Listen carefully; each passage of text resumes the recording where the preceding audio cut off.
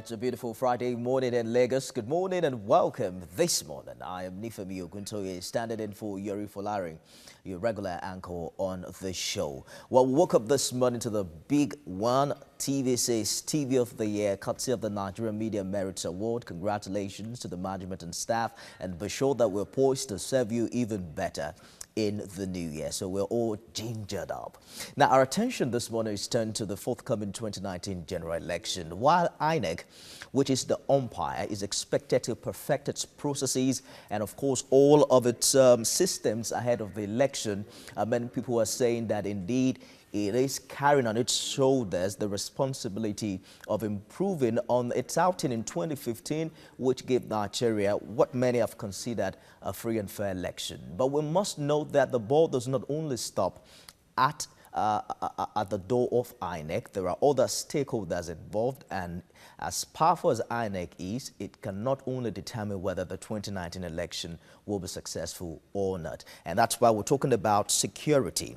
Indeed, the 2015 election was postponed because of some news of insecurity, some challenges and threats of violence. And already INEC is saying that it will have to consult with the Nigerian military yet again. Don't forget that Section 26 of the Electoral Act gives INEC the right to postpone an election in case of violence or the threat of the same. Now, to talk about the issues of insecurity ahead of the general election, I'm joined this morning by a former Assistant Director of the SSS, Mr. Dennis Amakri. Good morning and thank you for joining us. Good morning. How are you? Compliments of the season. Well, congratulations on the award. Thank you so much. Yes. So it's no longer news that there's a resurgence of insurgency in northeastern part of the country. We have communal clashes in the Middle Belt, kidnapping and other criminalities in the south. Would you say that these indeed are threats ahead of the general election? This is a very serious threat. And in fact, if you remember,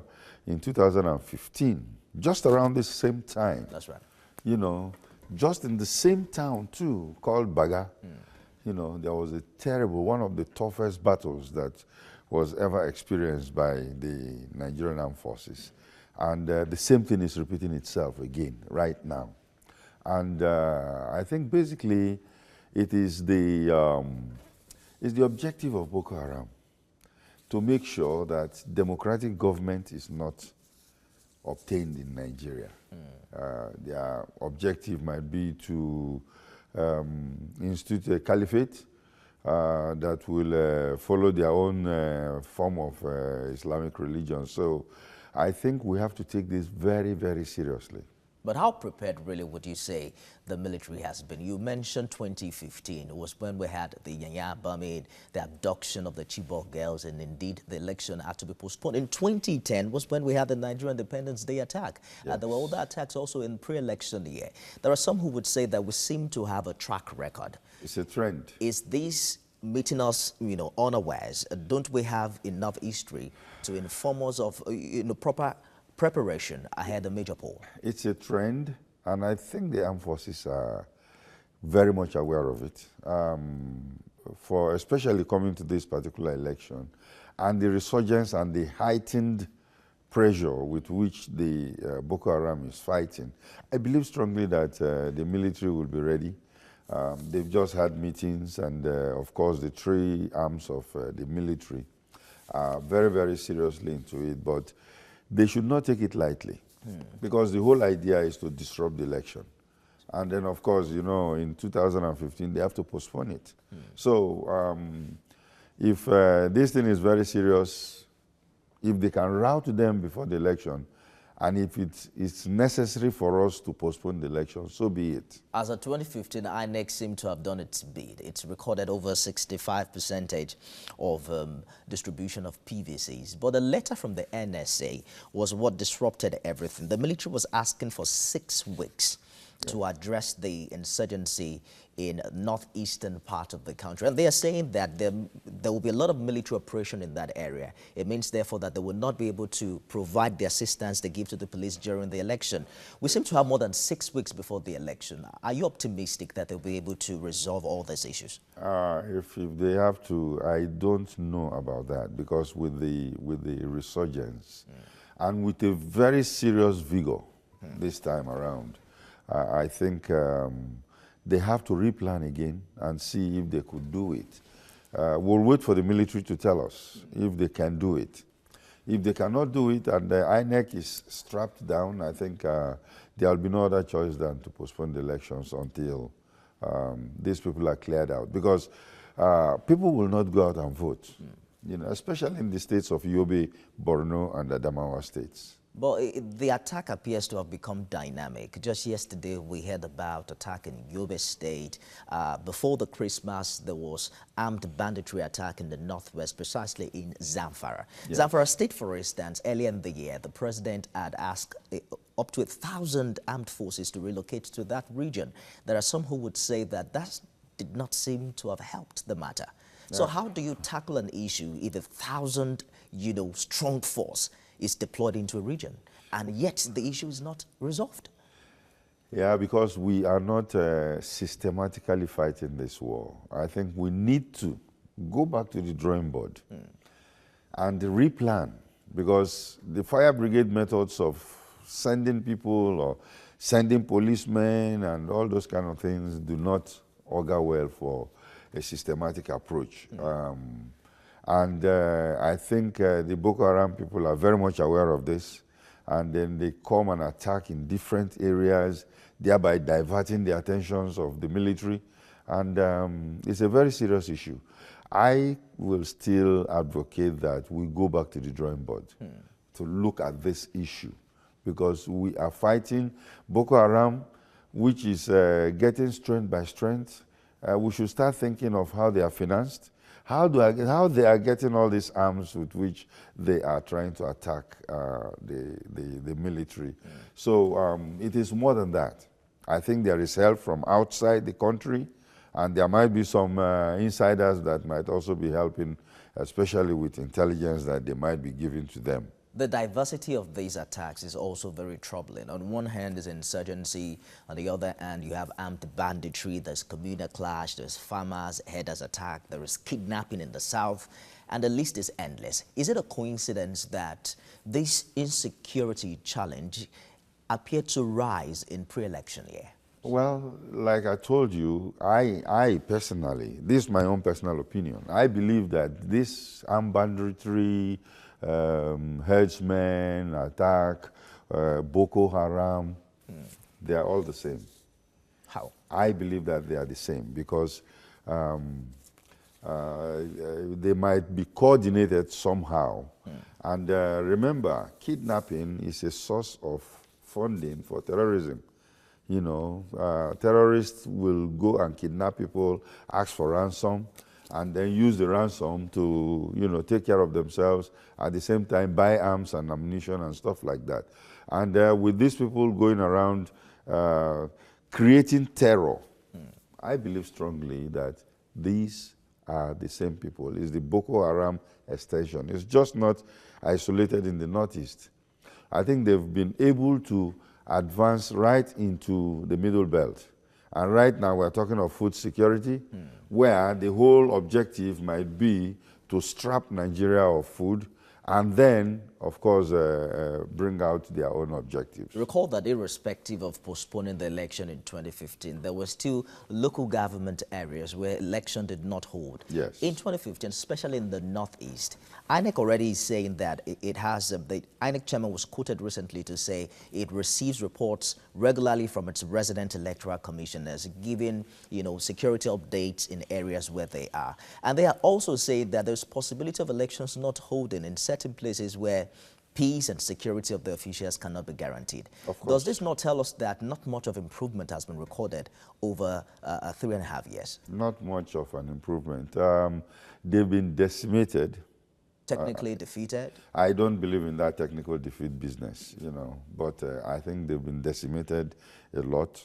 But at the same time, we cannot actually write them off. And especially affecting the election, it is a very serious issue where these IDPs, they don't have PVCs. So how are they going to vote? I don't believe that they're going to vote. Because if they vote, then that is going to be an illegal issue where any person that has been defeated will now use that as a reason to go to court. Because IDPs, they've been moving up and down, running from one place to the other. I don't think that the most possessed personal item they carry around is a PVC. So that whenever it is election time, then you go and vote. I don't think so. You know, for those IDPs, it's very, very impossible for them to vote. At the same time, even INEC officials will be finding it very difficult to go and, you know, put ballot boxes for people like that to vote. So you say that indeed they have been decimated. Whether technically defeated, you don't know. I don't believe that they are technically defeated. But then, because they're doing more than what we thought about technically. If we've seen this level of decimation in the past 3.5 years, will an extension in the scheduled date of election be enough to resolve these issues if we haven't made, you know, much of a progress in the past years? I think what is happening is that they might want to, even if they go and then attack or make sure that they drive them out of those towns and local governments that they are occupying now to run an election, it will be a temporary measure. It will be a temporary measure.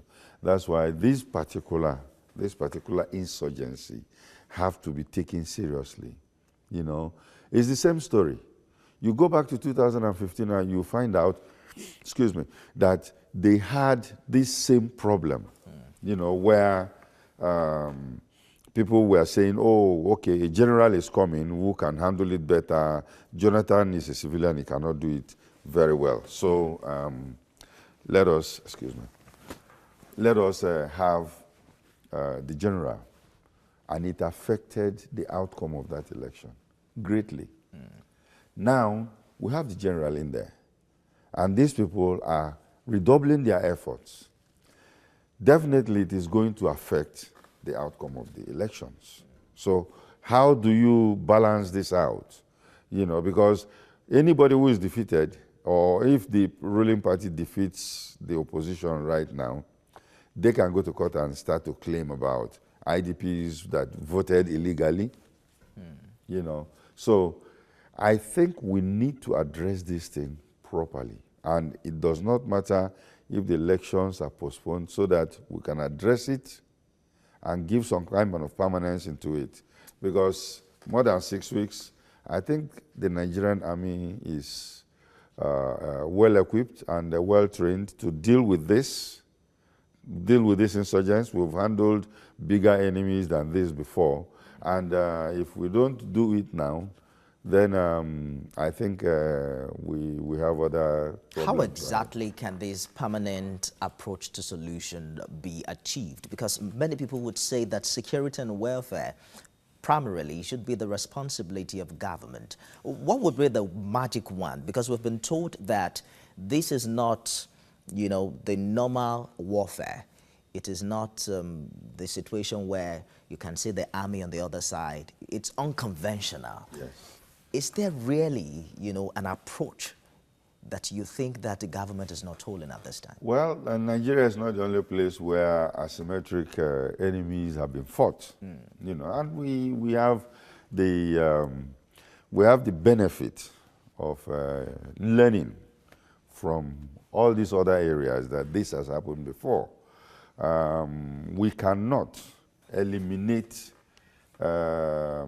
religious ideological insurgency just like that.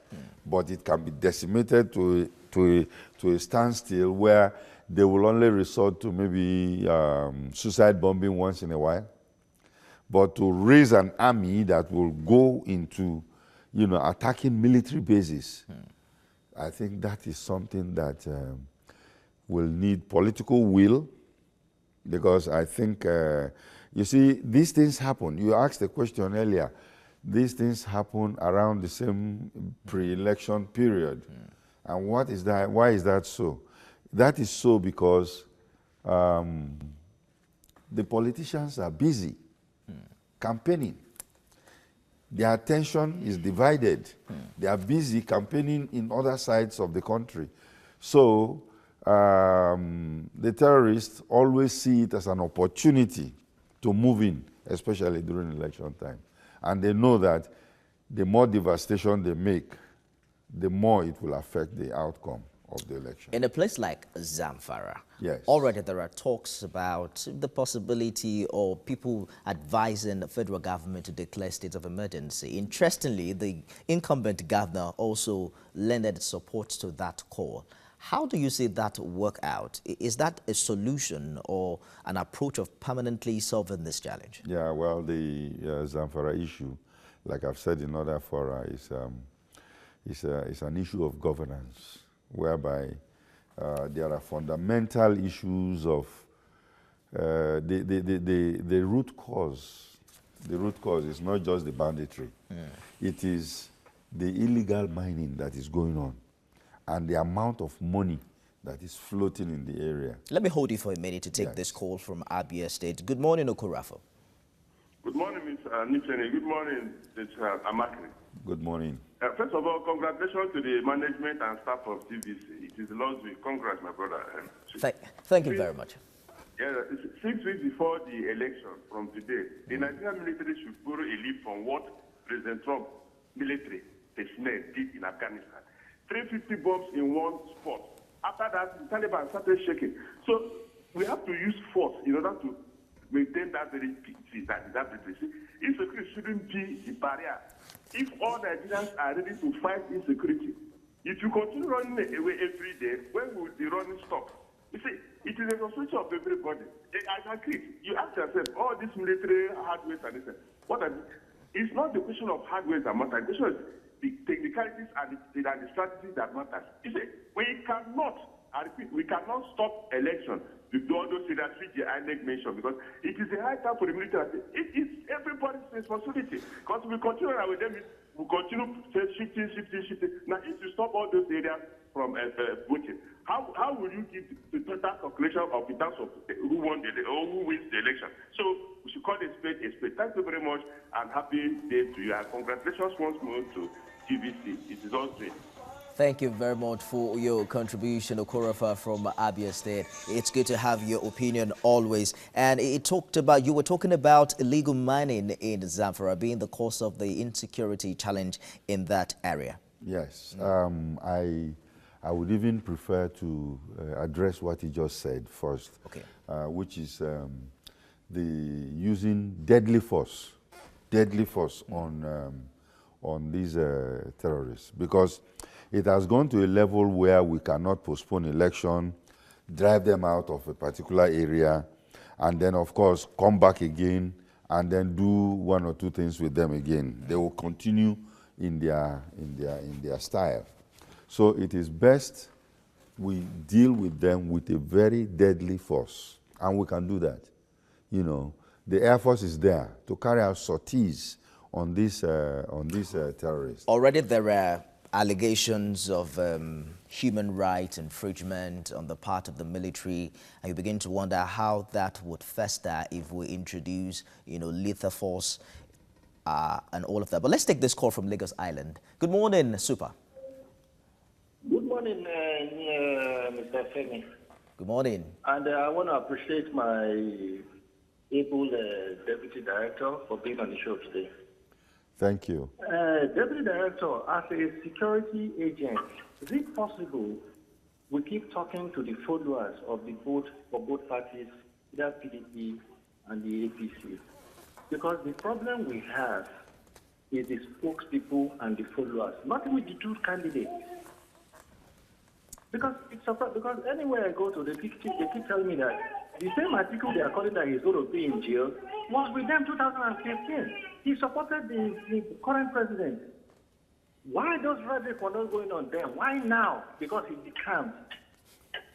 Okay. As a security agent, please see as you can, try as much as you can to talk to these two followers, the APC, because as far as I'm concerned, the two leaders don't have any problem. Yes. The problems are the followers, people like Festus Keyamo and the rest, and the rest of them. I'm sorry to call names. Yes. Please, because our lives are at stake as well.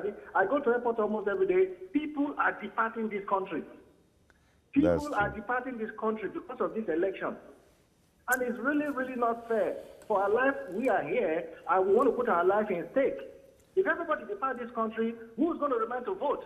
I think you made your point, Super. Thank you very much for your contribution on the show. So the peace accord was signed in 2015. Yes. We saw President Muhammadu Buhari, who wasn't a president yet, hugging the incumbent president, Dr. Goodluck Jonathan. As some would say, that had a way of dousing the tension. Yes. Already, all the main stakeholders have signed the peace accord. Are you optimistic that this is going to, tackle all the challenges that Super raised? I think the two main people that are supposed to sign the accord, one had not signed. No, he signed already. The PDP candidate came back later alongside Robi Ezekwesili to sign that document. You see, the important thing is this, and I think people are talking to them. It's one of the recommendations that we have, to talk to these people, sign this accord, and agree that there will be no violence.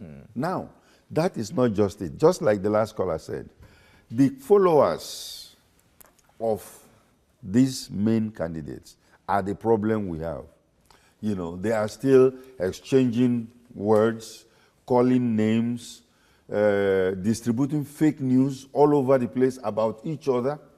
I think this is something that the leaders have to call their people to order, because these things are done on their behalf. Yes, it's done on their behalf, and they might think that they are having a mileage out of it, but they should think of this country first before that election, because this name-calling and fake news, propaganda, and all those kind of things is not going to help us. Let's take this call from Dr. Moon. Good morning, Yakub. Yeah, good morning, Nifemi. Glad to have you. Good morning to your guests in the studio. Good morning. Nifemi, I think it's my own personal opinion. Excuse me. Is it our intelligence needs to be doing more than what they are doing now? Because we need a very good intelligence in order to defeat this so-called Boko Haram. Now, let me talk about Zamfara now. In Zamfara State, armed bandits, they are killing people like fowl. But now we need to ask one question. And then it's not even peculiar to Zamfara alone. All the state governors. Why is it that they are collecting security votes? That security vote of 18, I need the money given to them. We need to question them. How are they manage this money? Because you collected security votes every month, and then you still have all this thing in the state. Now you are not saying that you support a state of emergency in your state. Having said that, I believe this election is not going to postpone. Why am I saying that? Our military have the capacity to decimate these people more than what they are now. Because the issue is that they should be able to gather intelligence in order to know where these people are. In fact, there was a time one of them said that they know where Boko Haram is. But up to today, where is these people getting their ammunition? The mode of funding, how are they getting their funding? That is another thing. We will know the source of their funding. We'll be able to cut it off and then know where to catch up with them. I don't believe that we are going to postpone this election. Our military, no, we have already stretched them. We don't have more power up to that level. But the one that we have on ground now, we should make use of them. We should gather intelligence in order to defeat them. I think you made your point very clearly, Yakub. Thank you for your contribution this morning. He actually sounds like a military strategist, and I So, like that. We've had some predictions of electoral violence, especially from the United States government, and they expressed fear that the Nigeria's general election scheduled for next year are likely to be characterized by violence. Yes. Now, they are saying that the public disturbance that the elections would cause might not be large-scale nationwide conflict, but localized violence. Yes. So this has continued to come, and it has become a recurrent decimal where international communities will come and predict electoral violence. How much of help would you say we've gotten from them, especially in the fight against insurgency? Well, you see, this prediction they are making, our own security agents are also making the same forecast from the intelligence they are gathering. But like we have been discussing here, it depends on the political actors. The political actors are seeing it as a do-or-die affair. where they have to, go in there and make sure that they win. Allow the Nigerian citizens to vote and vote who they want, not force them or coerce them to do this or that. Let's take the final call for this segment. Good morning, Wale. Hello? Hello, good morning. Good morning. How are you? Terrific. Please go ahead with your contribution. What is going on your station now? That's right. Go ahead, please. Wale, I need you to turn down completely your TV set, the volume of your TV set, and go ahead with the contribution. The problem is this. He's busy with his TV. Okay. Are you hearing me? Yes. Yes, we can. All right. What I'm trying to say is that what is going on right now is what you know. I'm afraid we lost that Wale from Satellite Town. Thank you so much for trying to reach us. So you were talking about all these predictions, but I'm concerned about localized violence. Yes, the localized violence we have, basically. And there are some certain states that these violence are expected to happen. You know, you have in the South, you have Akwa Ibom, and there you have political rivalry, between former governors and the present governor. You have River State, where you have also political rivalry, where the former has refused to let go for the new one to run his show. You have in Kano, where everybody wants to fight in to see that they get Kano because of the large number of votes and stuff like that. That's right. So these states are considered to be hotspots. And what the security agents and even INEC will do is to concentrate on those states to make sure that there is no unnecessary violence and loss of life. Thank you very much for your contribution on the show this morning. I've been speaking with the former Assistant Director of the DSS, Dennis Amakri. Glad to have you come. Very good morning, and congratulations again. Thank you very much. Yeah. We'll take a break now. When we return, I'll be joined by someone who wants to become the Lagos State Governor. And we'll be talking about his plans and who really he is. After this break, stay with us.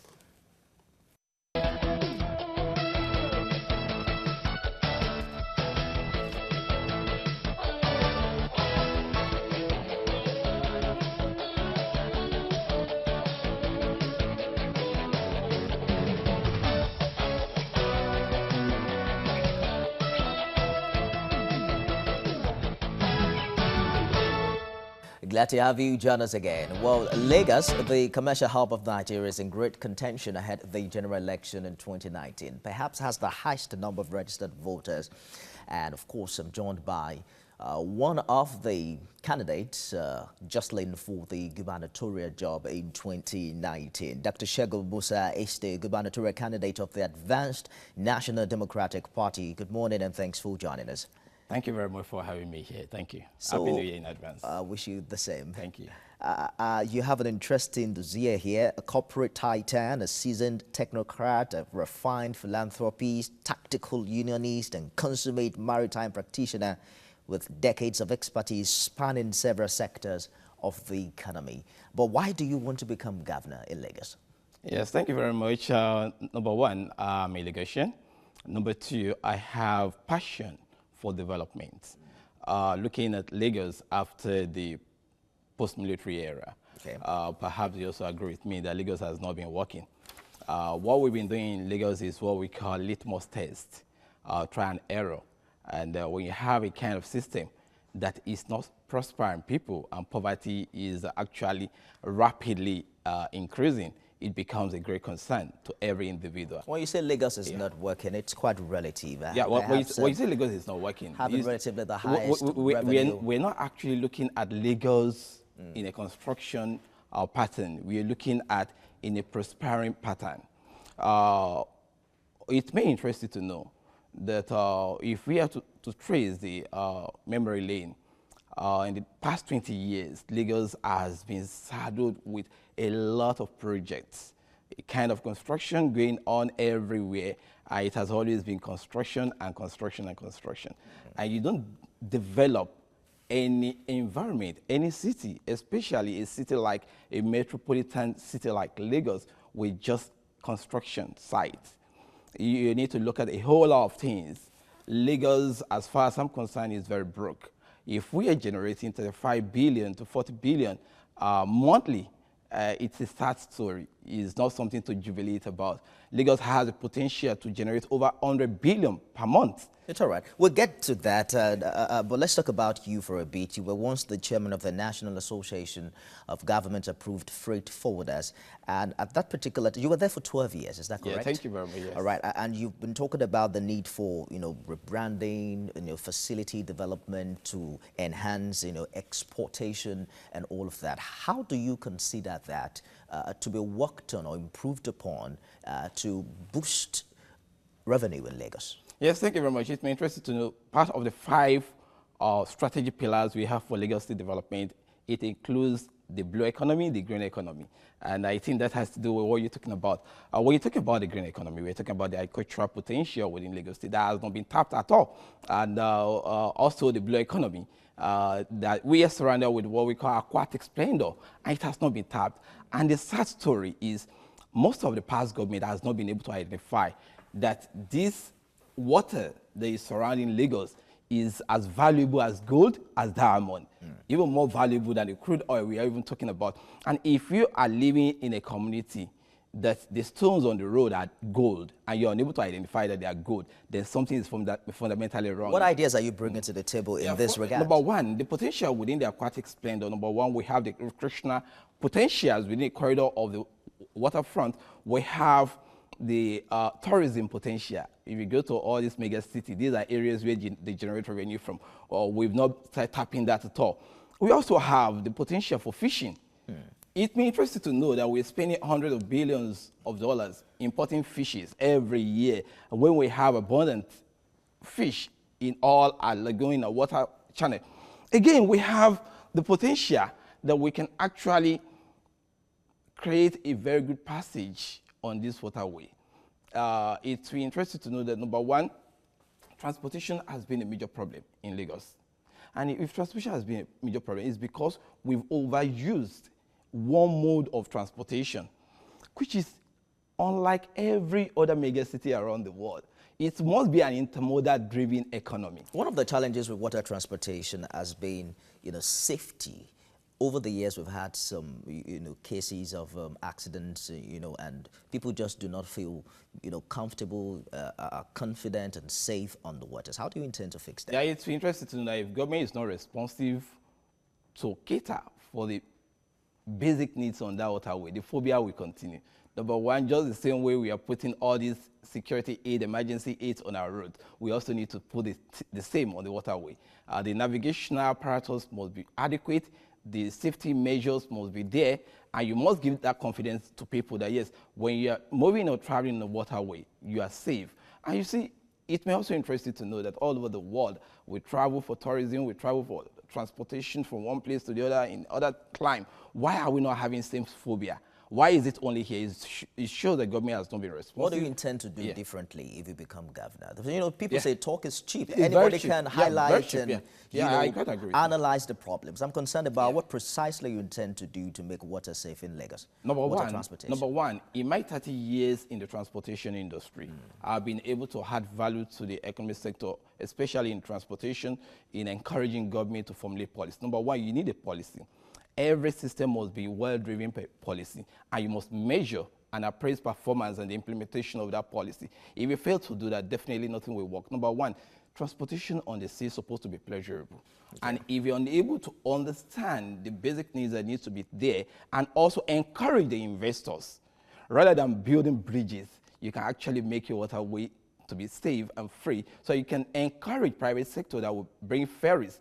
There are ferries that are as big as they accommodate almost more than 10 lorries and cars that can pick you from Ikorodu to Ekpe, to Lekki, to Badagry, return you back. You see, what we need to do, we need to look at all measures that will decongest our roads. If we continue using the roads, definitely no amount of money you invest on the road, that will. I get you precisely. So they say the integrity of a leader is an issue that is relevant in a campaign year. Your successor at the National Association of Government-Approved Freight Forwarders accused you of deliberately refusing him access into the office. You recall that development in, I think it was earlier this year. Yeah, it's interesting to know that the same person was not my successor. Is just an interim leadership. And it may also interesting to know that it was a period of politics. And when he's aligning with another group, and I also have a group that I'm also encouraging, it's bound to happen. But it's how come, just a propaganda. How come you That's not stood reality. for chairman of NAGA for 12 years? Wasn't that overstaying, you know, what the tenor should be in the first place? Yeah, it's also interesting to know that in the history of this industry, I'm the first person to spend 8 years. And after my 8 years, I was about going, and they have to amend the constitution for me because of my performance. They amended it for you, or you influenced No, the there's no way I could have influenced it because I was ready to face my business by then. So the fear is that, I have read in places where they say if you become governor, after 4 years, you might just, or after 7, 8 years, you might just sit tight, you know, like we've seen in some African countries, and say, I ain't going anywhere. No, I think that's not true. Anyway, that's not it possible has to do with performance. Okay. People actually pleaded for that, and I offered that to them. So I saw a poster online, and it had the APC logo on it. You were contesting for Ejigbo Local Council Development Area under the platform of the All Progressives Congress. Today, you're contesting for governorship on the platform of the Advanced National Democratic Party. You want to tell me something? Yeah. What happened? It may interest you to know that I have passion for development, like I've told you earlier on. Being in the advocacy for transport policy for the past 15 years, and a whole lot of people do call me and say, look, it's not enough for you to go on media and start talking about transport policy in Nigeria. You need to participate in the system. You need to participate in politics so that you'll be able to lobby, you'll be able to promote all these ideas, and things will work. And I was like, okay, let me just give it a shot. I've always been in party supporting parties from the time of AD till date. But at a stage, I decided, okay, let me go in. And I contested I showed interest for House of Assembly. And you know, the party in their usual character, they stepped me down and say, look, we need someone else, so you have to go and you have to step down, which I did. Party supreme. I need to respect a party decision. Again, I showed interest because I have this Ejigbo that is one of the most strategic local government we have in Nigeria, and I live within that confine. I was like, wow, okay, this is another opportunity for me to actually identify, showcase, and harness all this potential with this confine. So I came out to contest for the chairman local government. On the day of primary, there was no primary. We were all at the stadium, and one of the politicians just came, picked the microphone, and started announcing names from. So you left the party afterwards? When you have a community or you have a group that do not see the potential in you and cannot give you the opportunity to test your popularity, definitely you don't stay there. What happened to party loyalty? They say that sometimes you have to stay in a place, be loyal, irrespective of what transpired. And as a matter of fact, leadership doesn't necessarily mean getting a ticket. You could have been a support to whoever you met. It's interesting to know that when Buhari Shibaju,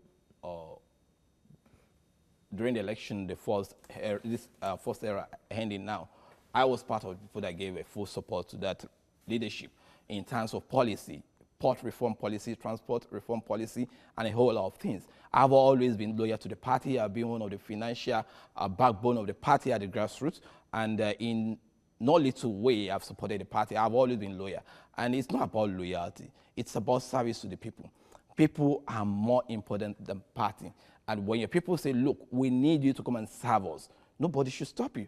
So you have to look for every opportunity. So what are your to serve chances? I'm just thinking right now, you couldn't secure the APC ticket for House of Assembly. You did not secure the ticket for chairman of Ejigbo Local Council Development Area. But I'm able to How are you secure certain this, that you can, you know, win the gubernatorial election with the Advanced National Democratic Party, Yeah, which it's relatively is a new party? It's interesting to know that Lagosians are very, very well informed now and very intelligent and wise.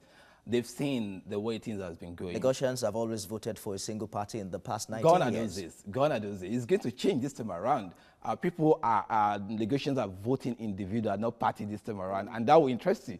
Again, Why do you think that is going to change? Number one, within every local confine, your neighborhood, when you're leaving home every day, you see a large number of teeming youths that you see on the road. When you're returning back from work, they're still on the road. In the night, while you're sleeping, they're on the road. So the next morning is a bad future. And they're just looking for every opportunity to cause mayhem and take advantage. In an election year, what really matters are the numbers and those who show their interest to vote. In the just concluded APC party primary, the winner had close to 1 million votes, and that was just within the party. It's really interesting to know that it will change this time around. If you are a father that you sponsor your children through primary, secondary, university, and after graduating, you're expecting that the child will start taking care of you. And at the end of the day, after graduating, it is you that you still dip your hand in the pocket, feed the child, get the child married, rent accommodation for the child, feed the child, the wife, and the children. It's a sad story. If a party has always concentrated on building infrastructures, bridges, beautifying Lagos, planting flowers, and they've not thought of putting prosperity in your way, definitely you need to think twice. Because gone are those days that you buy Ankara, you buy bag of rice, you give 10,000 to people to buy 4 years future, and even beyond that. People are more intelligent, they are wise, and they are ready to take ownership of government. Which statistics you're working by? Because as we speak right now, thousands, if not millions of people still trooping into Lagos, you know, having that prosperity dream. There are young people in Lagos who will tell you, oh, I came in a couple of years ago, and today I'm an entrepreneur, I'm doing fantastically well. Would you erase those testimonies also from Lagos? What you need to measure, I think this has to do with statistics. What is the statistics? That's what I'm saying. What the barometer to measure? What the barometer to measure the number of people prospering in Lagos and people that are living in abject poverty? How did you arrive at your own statistics? Yeah, my own statistics, number one, is what you can see easily. And globally, you can even check online. It's not fact-based. No, it's fact-based because you have access to internet. And one good thing about it is nothing is hidden again. Whatever you say now, you can actually verify.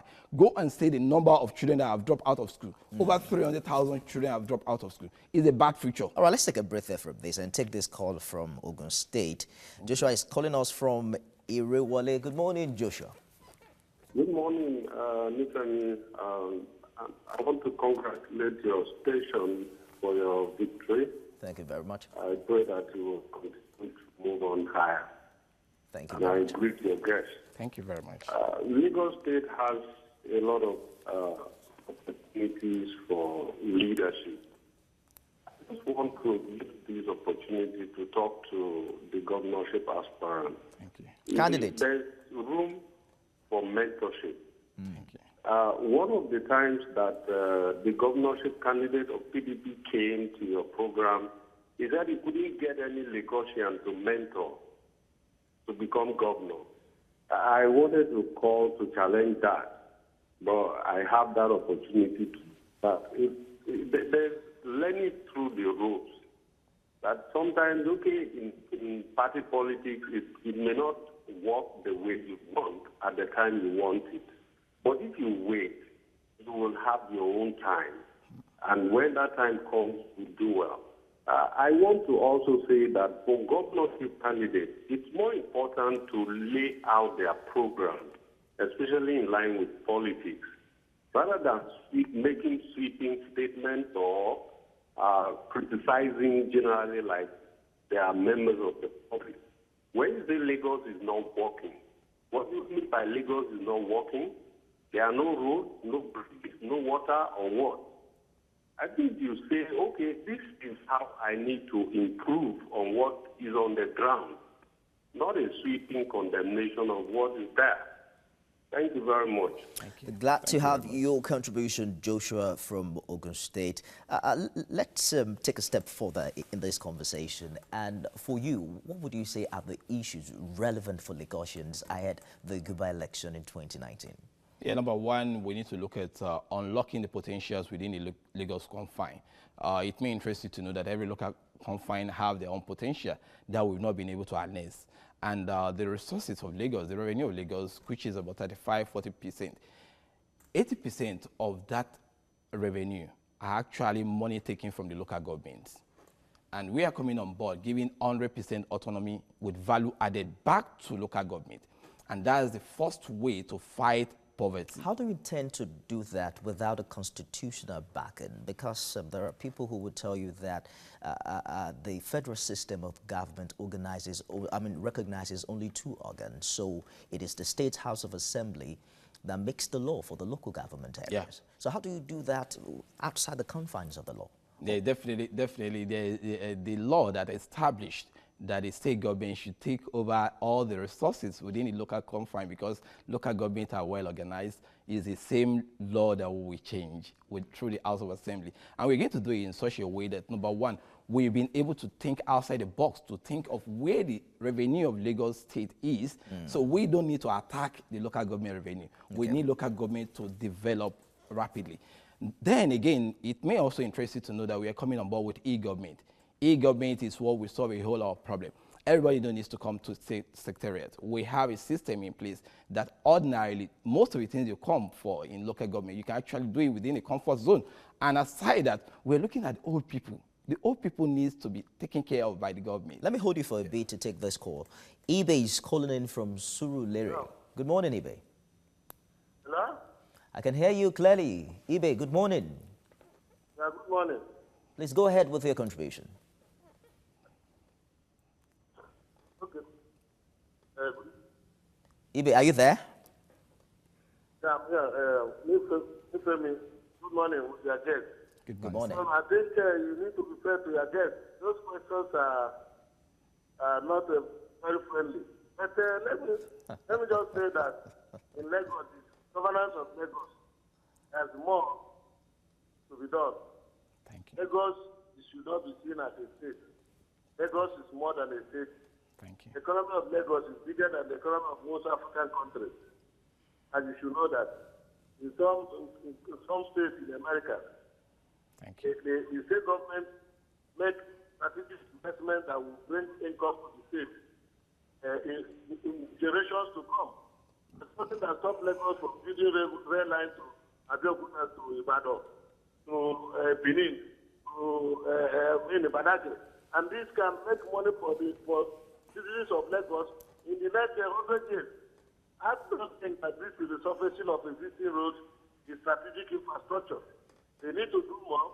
They have waterways. Look at the beach front. No country in the world that you have private people building shanties along the beach front. Lagos should take over the beach front, fill it, and then build beautiful hotels on the beach front to attract tourism. I don't think that they have traveled to many countries in the world. It's a very large economy in Lagos that is going down, and you bring people without ideas to come out the state. I think that the leadership of Lagos hasn't done enough. It's you all need right. to travel to a state like a state of New Jersey or Carolina, and you see what they have done. I think you made your point. They attract too. Thank you, Ibe, for your contribution. Ibe thinks my questions to you haven't been friendly. Do you share the same sentiment? To me, I'm ready for all the questions. You were talking about your plans for old people. Yeah, it's very interesting. Let me just take it from Ibe. Yeah. We have standard to measure a mega city. Lagos is here to become a mega city. Mega city is not just about over 10 million population and land space. It goes beyond that. It also comes with challenges. United Nations has just predicted that in the next 15, 20 years, the population of a global mega city will increase by 25%. We are not ready for that in Lagos. And we need a government in 2019 that will actually give a proper projection to accommodate that. There's no way you can stop people from coming to Lagos. People will continue coming into Lagos because it's a mega city. And that's just one thing to know about mega city. It accommodates all and creates the enabling environment. In terms of housing, we have nothing to write home about in Lagos here. Housing has been a major problem. It's a slump. Lagos is a slump. The environment is extremely bad. Let's take this last call mega city. From Ojodu. Ngozi is calling in from Ojodu. Good morning, Ngozi. Hello, good morning. Good morning to you. How are you doing? Terrific. Thank you, Mrs. Penny. Please, I want to contribute. Go ahead, please. All right. I've been following all the debates and all the aspirants and whatever they've been talking about. The one thing I don't seem to understand is that must you be a governor for you to contribute to the welfare of the environment? Do you understand? I think that, if you have what it takes to be a leader, you don't need to be a governor. You don't need to be a senator. You don't need to be a local government chairman. I think governance should be a chain. If you are living in a particular area, just contribute your own quota. It is not all about being aspiring to be. Yes, there is nothing wrong with aspiration. But if you are a sincere person, I think governance is about collaboration, sincere collaboration. It is not all about, okay, just, for instance, I've been watching your guest, you know, he's been in the maritime industry. He doesn't need to be a governor for him to build up Lagos. You don't need to be a governor to be, if you have what it takes. I think you made your point very clearly, Yeah, Ngozi. Because of time, I just have to thank you very kindly for... You want to quickly respond to Let me that? just respond to number one. If you don't participate in... I think this is the major problem we have in Nigeria. If you have what it takes, I've contributed about 30 years in the private sector. I've been the president, non-state actor under ECOWAS, in charge of Lagos, Nigeria, Lagos Abidjan corridor. I have been there. That's a project that was commissioned by Mr. President and Republic of Benin President of recent. I was the first president, and under my leadership, I have Chamber of Commerce Manufacturers Association. I have been a leader. I'm one of the 50 beacons in the maritime industry in Nigeria. If I've contributed others in the private sector, it behoves on me to go back to the community and still value I can add to the community. And you think you can do more to, you know, by running for governor in Lagos? Definitely, definitely. During the debate, I pray that the media will give us a platform to come out for debate. So it won't be like what we've been Definitely, seeing. we're working on that. We have to wrap the this up very quickly, Dr. Yeah. Musa. Okay. The incumbent parties seem to have won elections in the past 19 years based on continuity. Have you seen anything good that has been done in the past years that you would love to continue? Yes, definitely. You cannot condemn. You can't condemn everything. I must confess to you, I'm not someone that is sentiment about it. It may interest you to know that the government has done well in the area of infrastructure, but the way they've gone about it is not... does not have enough human face. We have to go I'm now. going to actually add value to that. I'm sure that we have some other time to discuss this. I look forward to looking that. forward to see you at Thank the you very debate as much. well. I Dr. appreciate Segun Musa is the gubernatorial candidate of the Advanced National Democratic Party.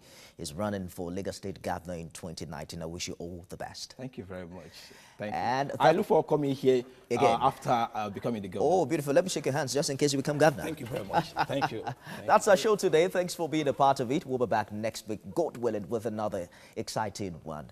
TVC's TV of the Year, and we're celebrating. We're poised to serve you better in the new year. See you again. Bye for now.